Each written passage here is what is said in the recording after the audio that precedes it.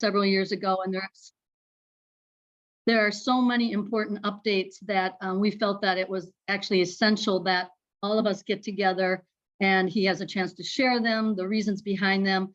And then in addition, we just have some other important, policy updates and just news that we'd like to share with you. So as you know, financial coaching is at the heart of what we do for the newly widowed. Our clients are at the heart of what we do, and you are the people who provide that very important service. We define newly widowed as widowed less than 2 years. If we have clients come to us and it's been more than that, we will gently direct them to other resources. We do feel that our particular space is the newly widowed with all of the tasks and things that they have during probably the most vulnerable and chaotic time in their lives. So for that reason, we have the guidebook. We have a very customized process for this population of newly widowed. And that's one of the reasons that it's important for us to make sure that you're aware of just what our best practices are, what our processes are, and just more about our clients. We aim to coach 300 widows this year. That's up from 200 last year. So we're growing rapidly. And that is the reason why we're always getting better as we grow and we get more feedback from you and from clients. We just want to keep getting better all the time and to share, again, those best practices with you. Next slide, please. Okay, so this is me. I'm Andrea Jarvis. I'm the new program manager. I've been only in the role for a couple months, but I have been with Wings for Widows as a volunteer for 3 years. My primary role was as a paraprofessional, and in that role, I have the honor of saying that I personally have met with more clients than anybody else in the organization. So even though I'm not personally a widow, I have spoken to hundreds of widows now, or more than 100, and I have developed a deep understanding and compassion for what they're feeling, what they're experiencing, what they need. So you probably may recognize my name as someone from the intro call notes that we put together for you. So thank you again for stepping forward and offering your gifts and talents to serve our clients. We're very grateful for you. Just one other thing, we do have a tight agenda, and Chris mentioned we're not going to be taking live questions unless we have time at the end. Our first session Tuesday night ended 1 minute early, so we did not have time, but we are committed to getting back to you via email with any chat questions that you have. We had about 4 of them from last time, and we'll put them all together and get them out to you, as well as a copy of this deck so that you can review it, take a look at the QR codes we have throughout the deck. So if we could go to that one other quick thing about me, just in terms of who I am, I'm not a widow, I'm not a CFP. I do have my MBA. As a non-CFP though, there may be times when you have subject matter related questions. I do have access to Chris, of course, and we also have a peer coach, Daphne Winston, that is stepping forward to help come alongside me so that when you have CFP specific questions that may need that level of expertise, we can bring those resources in. Final thing is just a little quick note of interest about me. When I'm not doing this, I'm a pickleball aficionado, just learned it 9 months ago and am working hard at trying to beat my 28-year-old sons. And I also like to do the daily Wordle every day. So hello, fellow Wordle fans. Next slide, please. So here's our agenda. We're going to go over the perfect engagement. This is basically our best practices around what we'd like to see happen in every single client engagement. The bulk of our time, Chris will be walking through the changes and updates to the Widow's Guidebook. We'll let you know about some other opportunities that you have to get involved with us beyond just coaching. We have some fun things, interesting things coming up on the horizon, webinars and things that we thought you'd want to know about. And then finally, we will wrap up by 11:30. So with that, I will turn this over to Chris Bentley. I think most of you have met Chris. Some of you actually interviewed with him, and I'll let him take it away. Thanks, Andrea. And again, everyone, great to see some familiar faces, those that I got to talk to a year ago while I was the interim program manager, and some new faces and new names. So welcome. Again, echoing briefly Andrea's comments, we could not do what we do without you. And we hope you understand that about our process. I used to be the only coach, and then there was 2, and then there was 3. And literally, we were coaching a dozen people's, I mean, every month we had 2 or 3 we were coaching, and that's not a sustainable model. So working with you is, and we really appreciate you, all that you do for us and for taking time out of your Saturday to be with us today. So we're going to talk about the new guidebook, of course, because it is part of the Perfect Coaching Engagement. It's part of the wheel of success for the client and for you.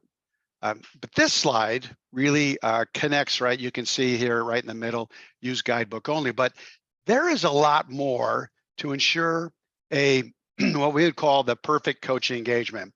And it's broken down, excuse me, a little frog this morning. It's broken down into pre-engagement, a couple of items, engagement and post-engagement. And basically, right, these are sort of the big deals, right? If you do these things, right, during a coaching engagement, you're hitting sort of all the big things. You're meeting our expectations as a coach.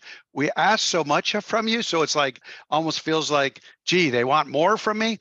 Actually, this is going to, if you keep this in mind and even print this page when we send you the deck, this will, I guarantee you, will improve your experience and assure the best possible experience for our clients. And that's what it's all about, right? Providing that ultimate experience with you, and you being rewarded because of that. So let's start with timely scheduling. Like timely scheduling, what does that mean? Well, the perfect engagement begins with signing the client agreements promptly, right? Not having us chase you down 2 or 3 weeks. We'll chase you down. That's what Dana does. We'll introduce Dana at the end for those of you who don't know Dana, but she'll chase you down. She'll find you. But it just keeps everything running smoothly if you reach out to the client and then book that first session quickly, usually within a week is great, right? Get off and running right away. One of the things we noticed when we were first beginning, we'd let these engagements go. We always say we're going to work at your pace. Well, to an extent, right? If she needs to take a break or he needs to take a break, okay, reschedule. But you also kind of want to get this done, 4 or 5 sessions every couple of weeks so that you wrap this up in a couple of months. We've had these go on for 6 months, and what happens is everybody loses interest. So you want to do the work, but you don't want it to linger forever. So timely scheduling is important. And then when you're done with one session, go ahead and book that next session right away. Book that second session or the third session. Book those while you still have the client. It's so much easier than trying to track them down and get that next session booked. Just good head work right there. All right, suitable prep, know your client. I mean, this should just be like a no-brainer, right? You are receiving information in your secure folder. You get the financial wellness check, and you get the financial care team's members' notes, like Andrea was just talking about.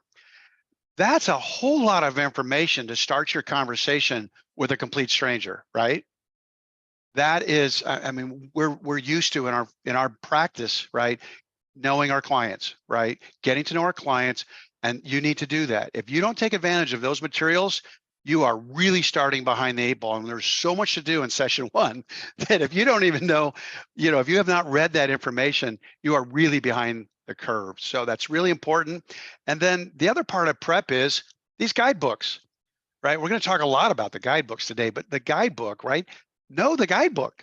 You need to know the guidebook because it will save you so much time if you know as you're talking with this person, your client, that these certain areas are going to have to be hit. You already kind of can line up in your head, I'm going to do that during session 2. I'm going to do that during session 3. So prep, know your client. Setting course.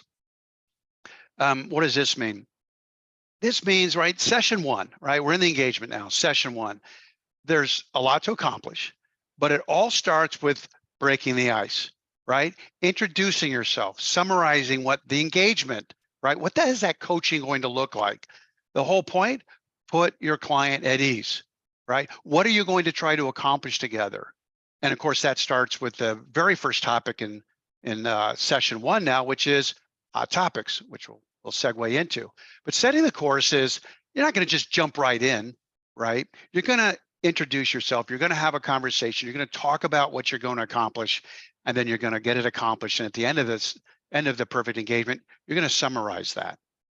So we segue from the setting the course right into addressing the hot topics. It used to be topic 4 in session 1, and it doesn't make a lot of sense. We moved it to topic 1. It is one of the most important things you can do. Why? Because you build trust immediately with the client. Okay. If you can address a hot topic right up front, you're already showing your value. You're already telling her, communicating with her or him, aren't you glad you've got a coach? Aren't you glad we're working through this together? That's what she's going to be thinking. I'm so glad I have a coach. I would not have known how to do that. And I've been losing all this sleep, and you just solved it for me. That's building, that's trust building right out of the gate. So it's really important. You can defer less important topics. Sometimes there's one big one, but sometimes they've got a whole list of them, right? Well, you don't just hit one and move on, right? If you've got a big list, you can defer the smaller ones, right? Hey, I know, Mary, this is important to you, but we're going to talk about this the next time we meet. This is in session 2, and therein, right, the value of knowing your guidebook. So you can defer some of the, what you know are less important hot topics, important to your client, but probably topics that can be delayed a week or 2. So extremely important, address hot topics. And then right after that, the very first session, first topic in session 2 is reviewing credit reports. How many, I won't ask you to raise your hand because I can't see you all, but if I were to ask you to raise your hand, do you pull credit reports, or do you work with the client to pull and review credit reports? With every client you work with, raise your hand. I don't know if many hands would go up. We don't do this. This is not comfortable for us. We don't do this with our financial planning clients, right? We just don't do this. I've never done it. Maybe you do, but I'll tell you, it's one of the most important things you can do. Why? Your second session, kind of review what you accomplished on your first session. Second session, you're going to help them pull the credit report. We know that 90% of our clients have never pulled their credit report. They don't know how. Quite frankly, it's not that easy, which means you should practice before you go do that with your client. Make sure you know how to do it. But it is so critical because you're pulling the decedents and you're pulling hers or his, the survivors, and you're comparing them. And you're learning, and she may, or your client may be learning for the very first time what accounts their spouse has or had open, and you need to get those closed. There's a lot of work to do around credit reports, and it's for her protection. I keep saying her, right? We default to widows. We do work with both. So you've got to look at both. And again, this immediate, it's gratifying for the client because they've never done it before, most of them, and it's gratifying for you because you're actually seeing like how much credit is out there, how many accounts are open. You get a pretty cool inside look of what's going on with their finances and their credit, how many credit cards are hanging out there, right? So, and again, it's so important. You're building trust. The very first session of the very first topic of session 2, you're creating more trust. You've got them for the rest of however long you have them for the rest of the engagement. Okay. Moving on, use guidebook only and review all checklists. Again, we're going to talk about the guidebook and the checklist, so I'm not going to spend a lot of time here, but obviously it's an important piece of our engagement. 4 to 5 sessions, right? 4 sessions is a guideline, 90 minutes, right? Some clients might require more, which is fine. It takes 5 or more to get through the guidebook and the checklist, well, so be it. When we see a client with a financial wellness score of 60 or lower, or even 90 and lower, and the engagement was completed in 2 sessions, which we see in the outcome reports, I mean, to us, that's a big red flag. I know that you cannot go through the entire book and all the checklists in 1 session. You can't do it in 2. You need 4 sessions. There's no way, regardless of her score, you can't do it in 2 sessions, which means something's being cut out, something's being left out. Not all the checklists are going through it, are being addressed. And then when the outcome report says, yeah, I used my software to help them, do the retirement planning, I realized we completely missed the boat, right? Completely missed the boat with that client. So you use the guidebook, and only the guidebook. More about this later. And you've got to review all of the checklists. It's critical, and more later. Post-engagement, right? Providing a client summary and action items, right? During your last session, right, you need to do 3 critical things. You need to summarize what you've accomplished together. You summarize action items that the client needs to continue to work on. And then you need to inform the client that they're going to be receiving a brief survey from Wings for Widows, and that they need to complete that because that is how you are going to get feedback on their experience with you, right? It's coming from Wings for Widows, and it's just a great thing to just tell them, hey, this is coming, and it means more coming from you than us. And I want you, to please take a couple of minutes and fill this out. It's how I get feedback, so that I make sure, I'm sure that I'm doing the best job that I can do.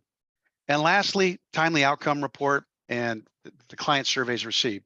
So you need to provide, kind of going back to that timely reporting, timeliness up front. At the end of the engagement, you need to provide the outcome report really within a few days of the engagement ending. That's how we know you're done. And that's when the client survey is triggered to be sent to the client. So if you don't do it, again, Dana will chase you down. But if you don't do that, right, then the whole process of getting back to the client, getting a survey from her, right, those odds diminish with the longer after the engagement ends. So we like to try to do that right away. And then I think, I know, Andrea, you usually have a comment around the outcome reports. Yeah, I just want to say those outcome reports are really important. And another thing that it does for you is at the very end, there's a question, are you ready for your next client? And I have a spreadsheet with all of you. And if you say yes, but after April 15th, I will make a note of that to not assign you a client until that time. Usually you say sure right away, but if you're on vacation or anything like that, this is the way to let me know. Exactly. So this is the perfect coaching engagement. Again, I would print this and have it there. And after if you're new to our organization, we try to engage you, right? We ask for a minimum of 3 coaching sessions during the year. Some of you do more, but a minimum of 3, and there's a reason for that. We have found, right, that first one's a little tough. We'll do after coaching, we'll sit down with you and kind of debrief it. The second one, you get to know the book better, you feel a little better, a little more confidence using our tool. And then by that third one, you're humming. You're like, I got this. Now I see the logic behind the order. I understand what I'm supposed to do in session 1. I get the credit reports. I get session 4 and all that I've got to do there. Yep, it made more sense to go to 5 sessions with this particular client. We had so much to cover. You get it. And then it becomes fun, right? It really does become fun and rewarding. So I encourage you to if you're new or you haven't been doing these items, to print this out and keep this close for your next client. We'll move on to the guidebook. So let me grab some stuff here. So before I get started, I know Kevin Lamb is on this call. Laura Richards was on the last call with Otto Rivera, but I just wanted to let you all know that this guidebook, it's second edition. I wrote the first one over COVID. Wasn't planning to write it in 2020, but we were using the checklist that showed up in that first edition that most of you are familiar with. And but then when COVID happened, I realized, okay, well, everything we thought we knew, we're going to have to go virtual now. And it took me 90 days to add all the content to the checklist, so we'd have something as a common roadmap, right, for coach and client.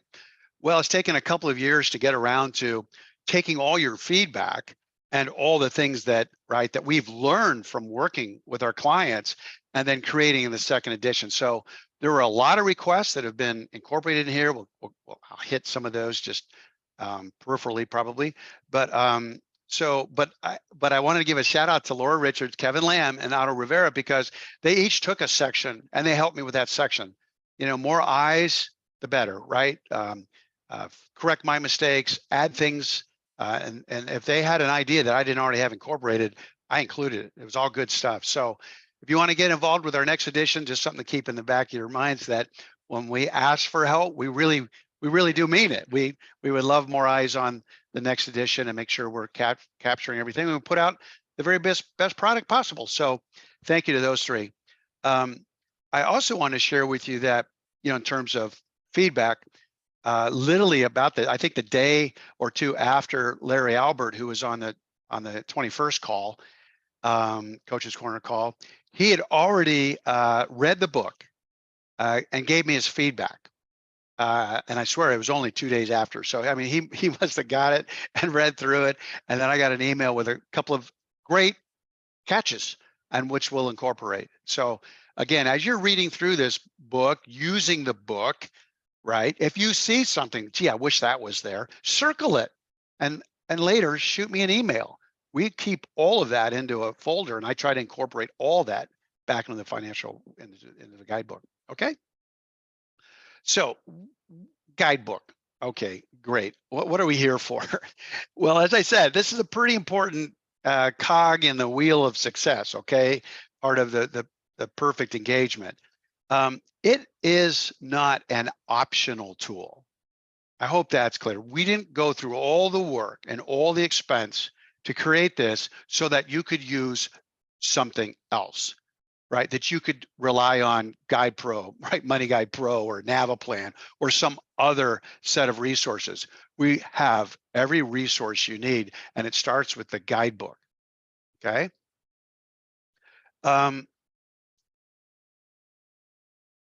Worksheets, I was going to mention, this book has some worksheets.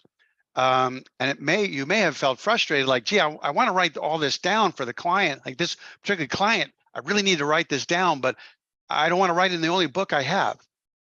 Every worksheet in the book is available to you, and that you can hear about again later, but you were informed about it during the orientation process. But you have a whole internet site with a password, and you can go get every form in the book on that site, and other forms and other resources. So you need a budget form. There's not a budget form per se in the book. We have plenty of budget forms for you. You do not have to reinvent the wheel. We value your time. We know you value your time, and you should not have to create things that we have available for you. More on that later. So the purpose of the New Widow's Guide to Financial Wellness, it's fourfold, right? It can provide a consistent, exceptional client experience. It ensures that we cover the topics most relevant to widows, and generally in an order of priority, and that nothing gets missed. This is why it's so important that the checklists are used, right? That's why when we get an outcome report and you've only had 2 sessions, we know that something got missed. The third reason we use the guidebook, it provides you a reference, a resource on topics you may not be as familiar with. You're here because we absolutely believe that you possess the capabilities that our clients need, right? A condensed, if you will, emergency financial planning. But in the loosest sense, is it financial planning? It's short-term financial planning. It's current situation, and what do we need to do to get you clarity and stability? It's not retirement planning. That's your regular clients, not our clients. So you may not, right, understand all the things that we've learned about widows. And quite frankly, I hear it all the time. I learned so much stuff from reading the guidebook to take back to my own practice that I didn't know. So as we learn, it's being included in this book. So this is the definitive tool that you should be using and not reinventing, as I've said before, the wheel. It provides the client with the resource when you're no longer working with them, right? So you need to get the client comfortable with it by digging around in it with them. Makes sense, right? So just a couple of points, and then we'll grab your books and walk through them. Think about this. If you don't use a guidebook, why should the client? There's no value in the guidebook for them if you don't use it. Do you let the client tell you what to talk about? Or do you take charge as the professional that they want to work with, right? To drive the conversation and cover all the checklists, right? Our clients don't drive the engagement. You listen to them, we need to be sensitive to them, but you drive the engagement from beginning to end. You're the boss, you're the professional, right? And of course, you're using the guidebook as your common roadmap. Not everything may apply, but everything needs to be addressed. Does that make sense?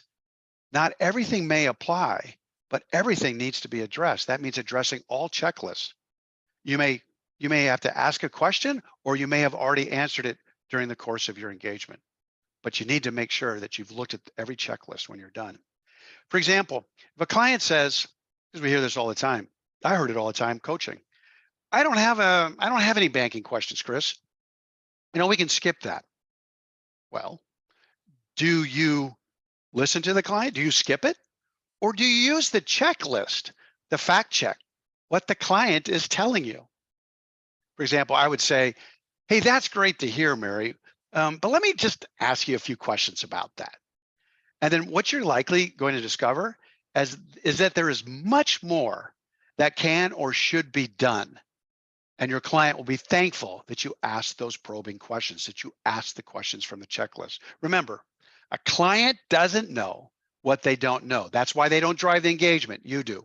You must assume they don't know what they don't know and use the checklist. And lastly, I kind of mentioned this, so I won't dive on this, but we see this, and it is concerning, right? Because the ultimate goal is a consistent level of experience for all of our clients, not just for those who use the checklist. So you can't complete a coaching engagement really in less than 4 sessions. I think I did 1 in 3, but she'd accomplished everything. We still went through all the checklists, but I mean, she was remarkable. Very young, no children, just was a go-getter and got it done. You don't see that very often. Typically, it's going to take 4. Frankly, they deserve 5. We talked about expanding our 4 sessions into 5 because there's so much to do in the very last session, as you know. But 4 sessions, right? Think of that as the minimum. Again, the goal, hit all the checklists. Hit all the checklists. So enough on that.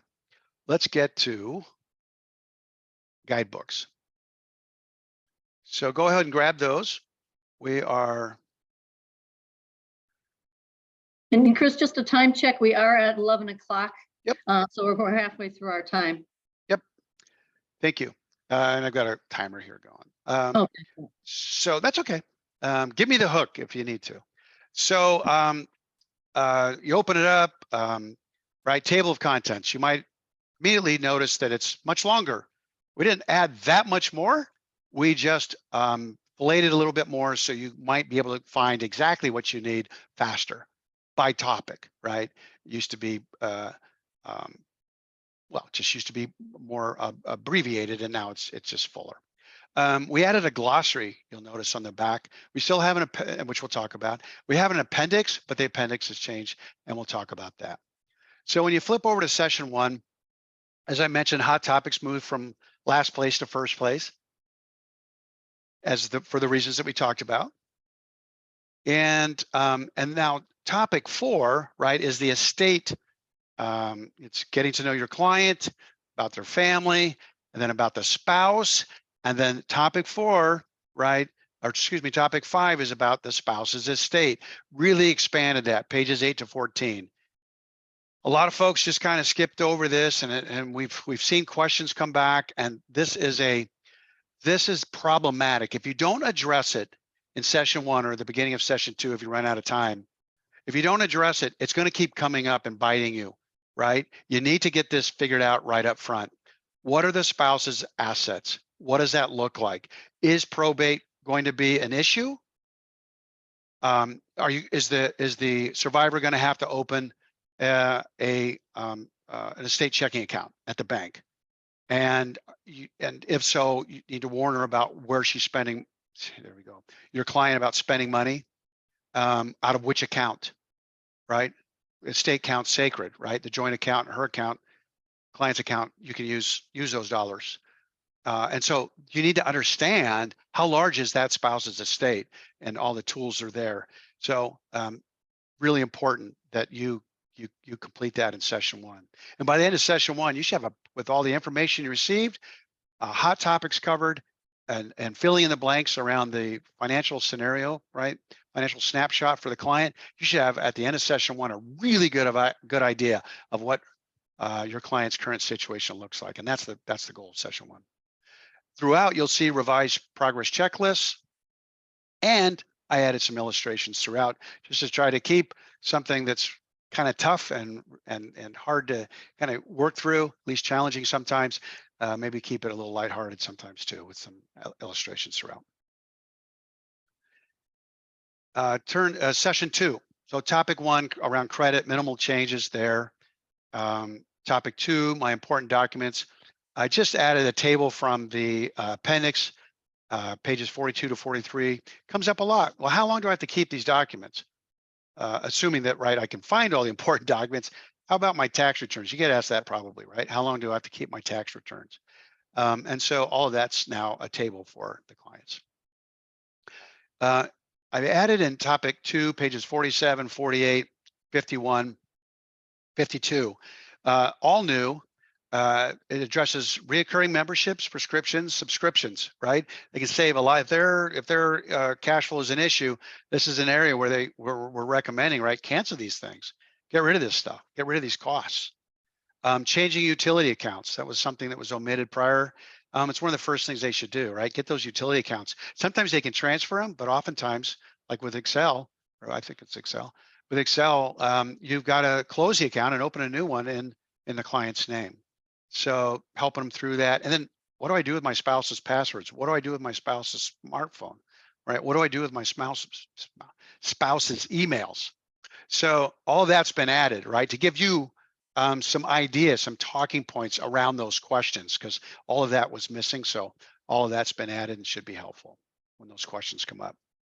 Session 3, claiming benefits, lots of edits, lots of additions, particularly under employer benefits, pages 63 to 68. I spelled all those benefits out, so that if they're talking to HR and asking about a benefit, they actually know what they're asking for. So added more content there. Managing my money flow. This was an omission. I did all my editing in November and December, and I didn't know that Secure Act 2.0.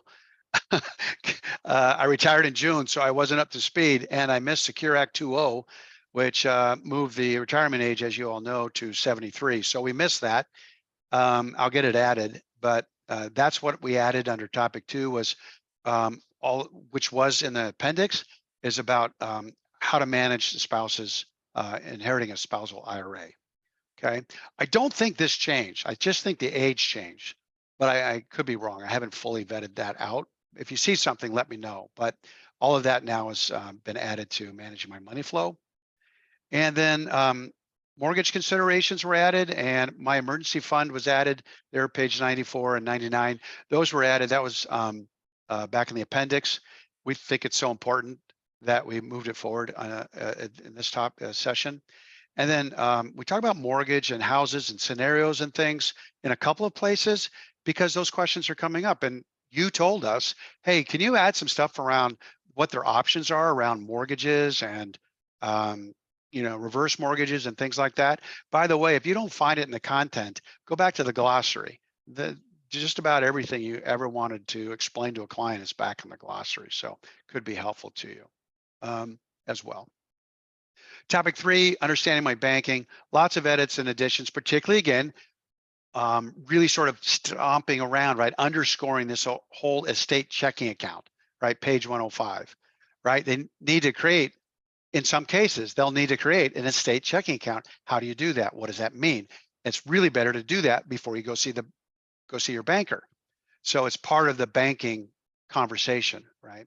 So again, a continuation from your spouse's estate in session 1. And then topic 4 here, lastly, understanding my investments. I updated tables and rates of returns. And this is where I added the inherited Roth account information, which I think was buried. I don't even think I had it. I don't think it was in the last one. So now you have inherited IRAs and inherited Roth accounts in the same session. Okay, so you can address them together. Okay, session 4, last day, a lot to do, right? Taking ownership of my assets, understanding taxes, my insurance needs, estate and family, and managing my household. This is why we considered breaking this into 2 different sessions. But depending on how much great work you've done through the first 3 sessions, this may be much easier to manage. So again, around real estate, I expanded that pages 133 to 137. And right after that, pages 138 to 140, I gave you, talked about my vehicles and provided some scenarios. It is really confusing, and the questions come back a lot around this. Well, is my spouse's vehicle, can I sell that to pay bills? Is it part of my spouse's estate? How do I get that in my name? I don't want it, I want to gift it. What do I have to do first?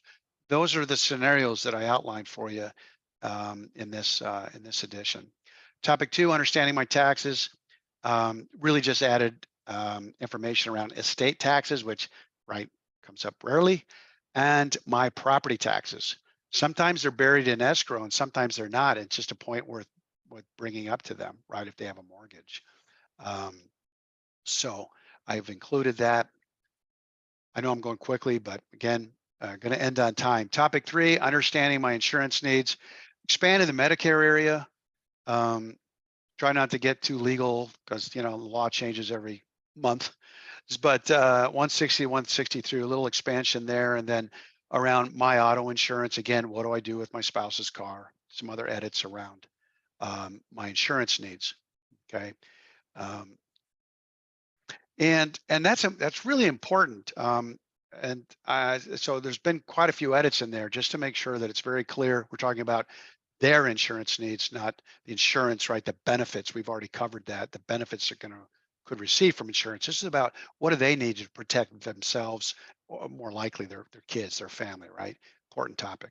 And topic 4, protecting my estate and family. Oh man, you could spend a whole session just on making sure, right, they're protected with a will or a trust, with the durable power of attorney and advance directives.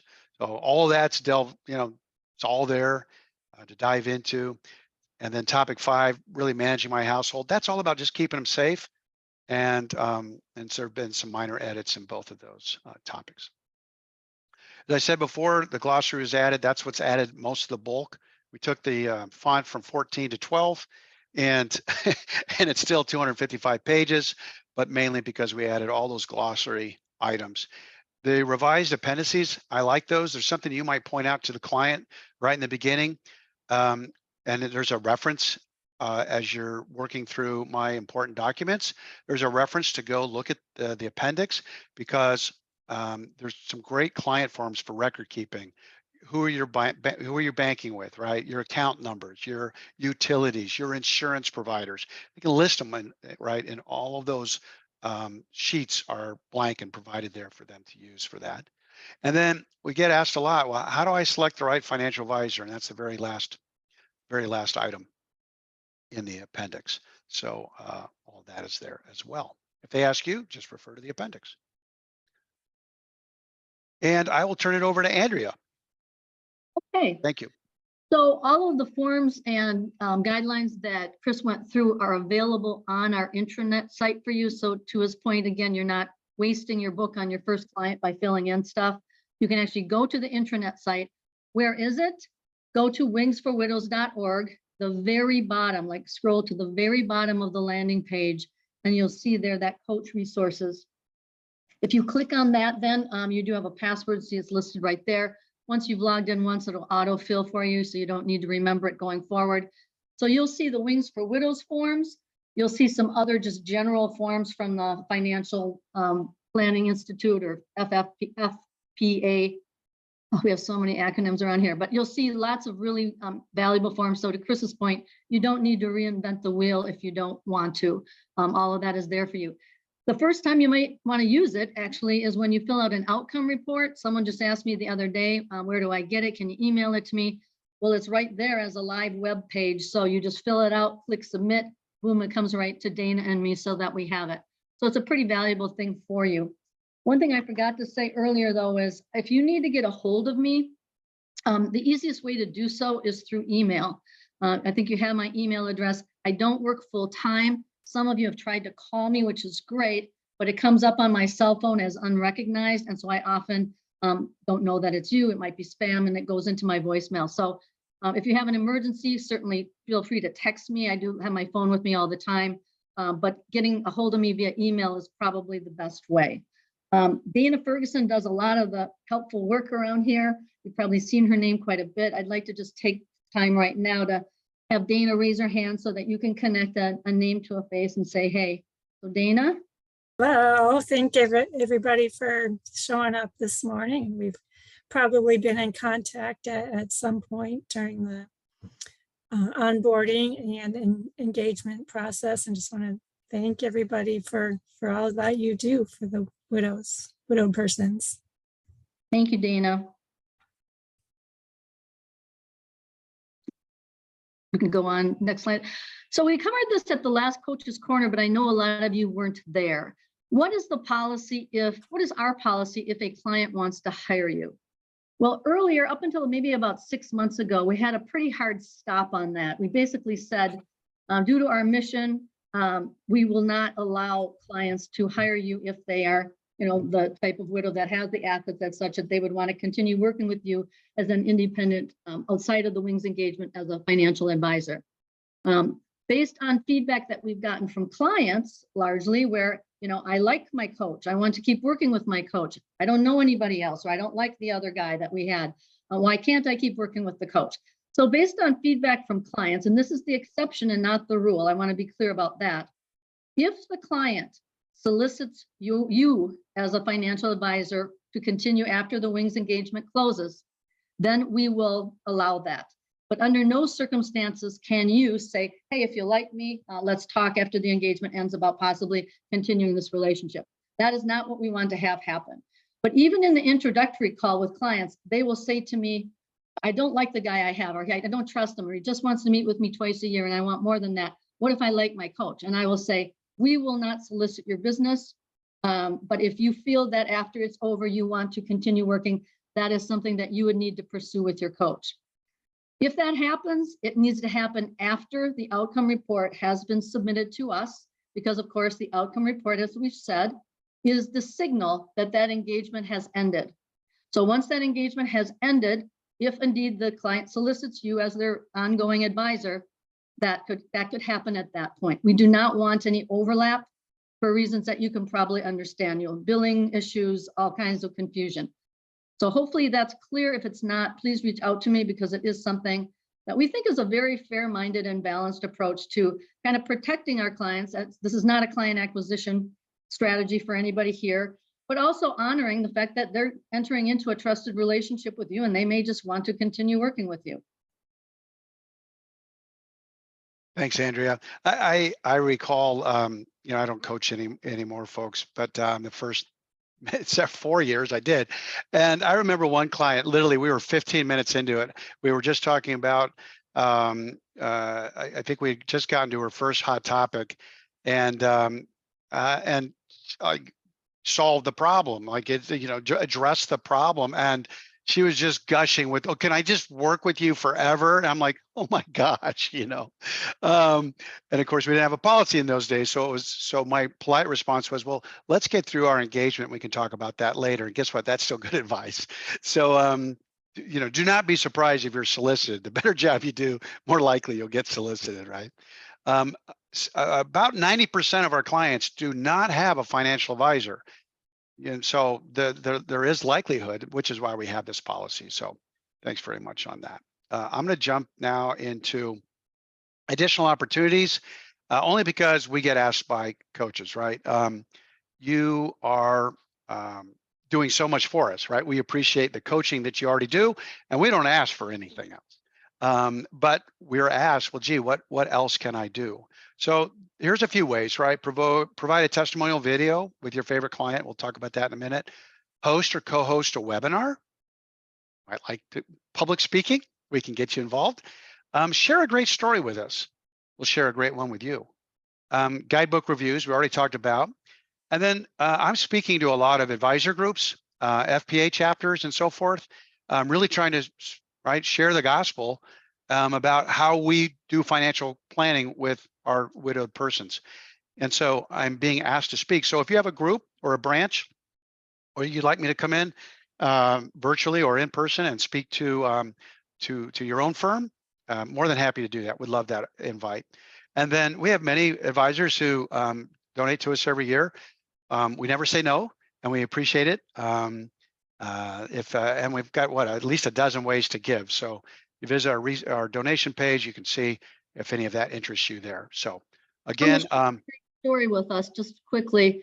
We have a board that kind of governs Wings for Widows, and we meet bi-monthly. And sometimes I feel a little sorry for them because they're working really hard, but they don't have any frontline client exposure. They don't get to experience the heartwarming feelings of gratitude, frankly, that we get from our clients. So we will sometimes ask a coach to join the board meeting for the first 5 to 10 minutes to share a client experience that you had, a success story, and just how it felt, what happened, how did she, share her gratitude, what outcomes, so that the board can get to share in some of that basically satisfaction. That is really what we're all about. So if you have a great experience with a client, I'd love to know. We'll see it on the outcome report, frankly, but we may ask you to just buzz into the board meeting virtually for the first 5 to 10 minutes to share that. Yeah, that's a great point, Andrea. Thanks for. We'll add that to this slide for next time. That's a great point to bring up. And I tell you, and our board loves it. I mean, they just eat it up. Like they're getting like as Andrea said, from the front line. So if that's something that interests you, let Andrea know. So let's dive into just a couple of them. The testimonial videos.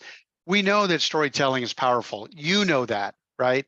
From your own experience. We try to share our stories on Facebook and of course on our website and our newsletters. And these are coach client stories. And there's an example here we won't go look at, but basically it's a short 5-question script. It's about your experience with your client and the client's experience with you. And they're very powerful. And it's a couple of questions. It's 5, the whole thing lasts 2 minutes. These are not long drawn out videos. And I get the coach on camera and it's about 30 minutes and we get his responses or her responses. And then I meet with the client and Zoom record them. And either I get, video and audio, or it's audio only. And then we, put it all together and you get to see the final product before we actually post it. But this is really good stuff if we can get it. So far, we're a little bit slow out of the blocks with this. So we wanted you to know if you have interest in something like this, and Andrea's on the lookout for this as well, but let her know. Leading a webinar, one webinar that we present every month that you may not be aware of, it's new this year, is Take Charge of Me. It's a brand new webinar for the very newly widowed persons. First 30 days of widowhood, 60 days, okay?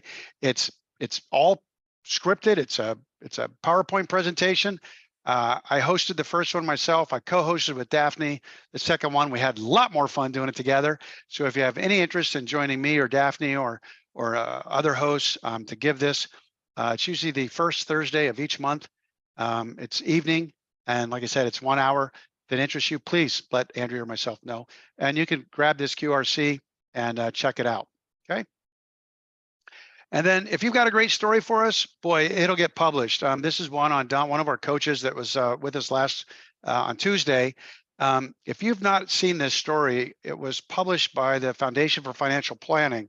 We submitted Don's story, which they've called Maria's story, but we submitted this story to them as part of our reporting for our recurring grant with the Foundation for Financial Planning. They printed it in, and again, if you've not seen it, read about it, heard about it, please grab this QRC code with your phone or grab it later and read this story. I mean, it's a 3-minute read. It's heartbreaking and it's so rewarding. And this is just another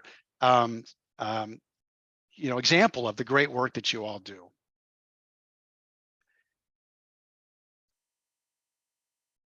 I'll turn it to you, Andrea.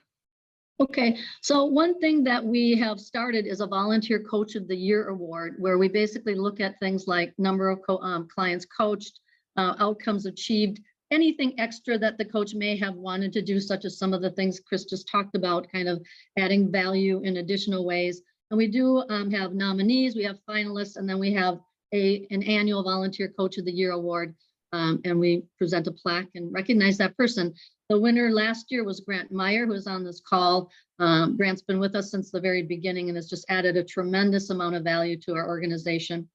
One of the things that Chris feels strongly about and makes perfect sense is that a lot of the things that we do with clients would it be a lot easier if these tasks and decisions had been thought about before the spouse died. And so for that reason, we're committed to actually trying to get ahead of it with our audiences, that what can you do now when both spouses are alive so that, things are in order. As Chris likes to say, every marriage ends in one of two ways, either death or divorce.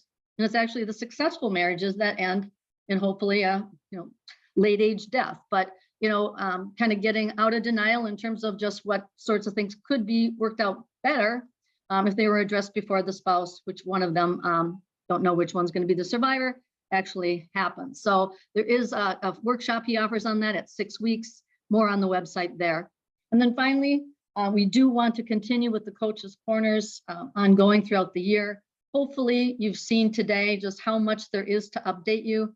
I really do hope that it's been time well spent for you. If nothing else, it's been great for me to kind of see your faces, and you've had a chance to meet me, Chris, and Dana if you haven't already, and we can kind of continue to work in partnership to serve our clients going forward. So you can see the dates here. Please put them on your calendar. We know that not every time is perfect for everyone.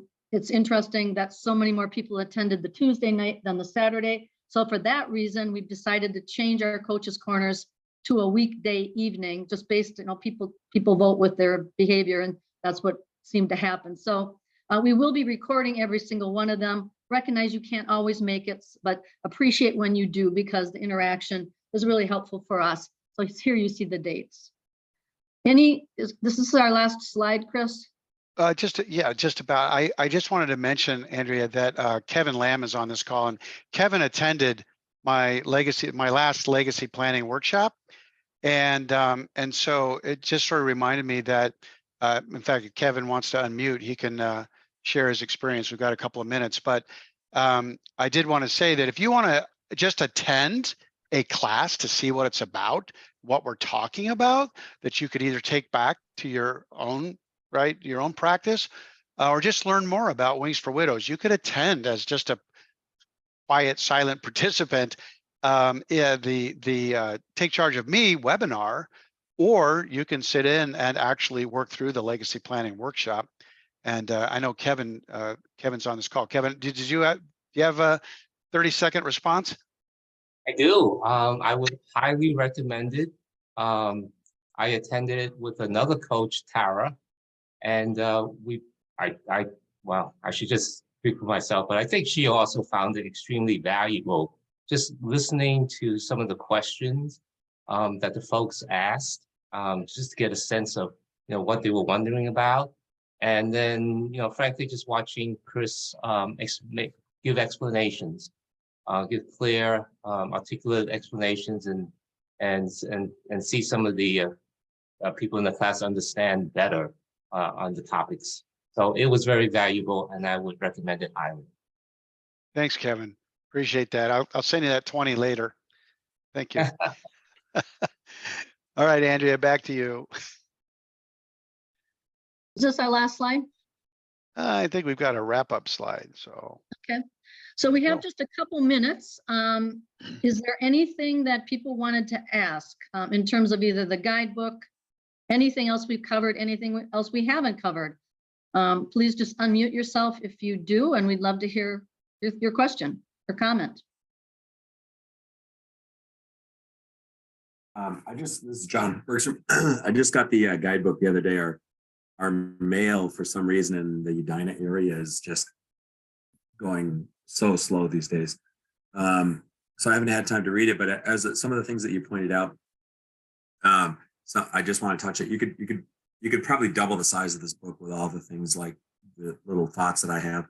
But a couple of things that I was reading through the digital assets, and in this day and age, a lot of people are monetizing sites, whether it be YouTube or a website or something like that. So that I didn't see in the digital assets, but I went to a webinar or a seminar once through the FBA, and they specialized on digital assets. And then also one of those things, pet, for what to do about pets in legacy plans and estate plans. And then the other thing that they touched on also was firearms. And when you're dealing with a a widow, oftentimes, here in Minnesota, we're a land of deer hunters and pheasant hunters and everything else. And you can't just take a firearm that belonged to your deceased spouse and drop it in a box for goodwill. So anyway, just 2 cents on maybe, going forward for edition 3. Thanks. Please throw those in an email. They're all great ideas, especially the firearms, right? I mean, we don't think about that. I'm not a big firearms guy, but that's great. That's a great point. We gotta Like I address said, that. it's, anyway. just, And a try good to, group. no, it's good stuff, John. I don't want to cut you off, but it's just, in most of the forms, you'll see other. And Mhm. if I've missed something, use the other form to fill it in if it applies, because that's what they're there for, right? For those things that I missed, but we'll try to include those items, John. Thank you. Good to see you again too, by the way. Okay. If there are no more questions, once again, we would just like to thank you very much for what you do. You're absolutely vital to our organization. We're very grateful for each and every one of you. We want to support you in whatever way possible, so we're here. Please continue to reach out as you need to, and thank you again. We'll see you at a future Coaches Corner. Thanks, everyone. Thank you. Thanks. See ya. Have a great weekend. Bye-bye.